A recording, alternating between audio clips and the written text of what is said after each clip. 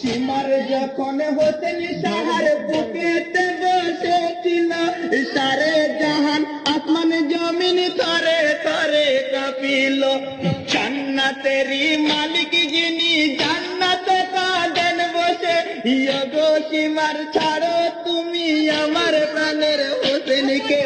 নামাজ পড়তে যাবে আমার প্রাণের হোসেন মদিনায়।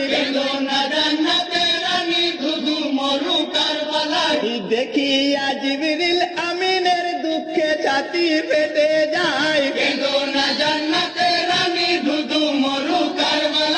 খেলার সাথী জিবরিল আমিন কাঁদিছেন গোচরে, ইয়গো আল্লাহর রহম করো দোস্ত হোসেনের পরে।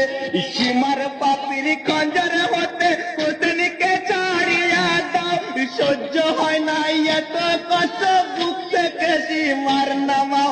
খেলার সাথী ছিলাম মোরা দুজনে ছোট বেলায়, জোহরে নামাজ হোসেন আজ পড়িতে আর নাহি পায়। কাউসারেরই মালিক যিনি তিনি যেন বিনানা, কায়ামতের দিনই যেদিন আসিবে গো শোনো না।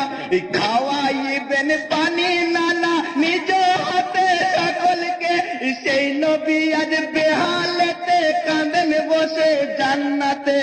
নাতি আমার কাতরে দেখে কি আর সহ্য হয়, মদিনার মসজিদে দেখো জামাতে আজ হোসেন নাই। হোসেন বলেন ইয়গো সীমার মিনতি মোর শোনো না, নামাজ শেষে কেটো মাথা বাধায় আমি দেব না। কথাই আমি দিলাম তোমায় নামাজকে সাক্ষী রেখে, নিজের সঙ্গে নিয়ে যাব সবার আগে বেহেশতে। তবু যে সীমার কমিনার জান্নাতের লোভ হয় নাই। আকাশ বাতাস কাঁদে শুধু হোসেন সাহার বেদনায়। বহু কষ্ট ভোগ করেছেন নবীর নাতি হোসেনা, দেখিলেন ইমাম হোসেনা সীমার আমায় ছাড়বে না। হোসেন বলেন ইয়গো সীমার আমার কথা শোনো না, যতই খঞ্জর চালাও তুমি আমার গলা কাটবে না। পবিত্র গলাতে চুমা দিয়েছেন মোর নানা ভাই, ইয়ো হে সীমার কমি নাই তোমার জানে রহম নাই। ইয়ো হে সীমার কমি নাই তোমার জানে রহম নাই। তোমার খঞ্জর রেখে সীমার আমার খঞ্জর হাতে নাও, বিসমিল্লাহ বলিয়া আমার গর্দানে খঞ্জর চালাও।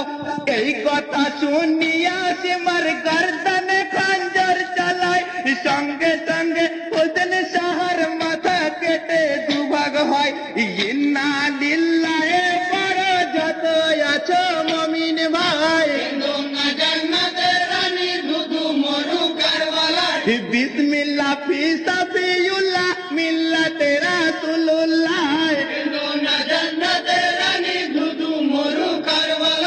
বিসমিল্লাহ ফি সাবিয়ুল্লাহ মিল্লাতে রাসূলুল্লাহ।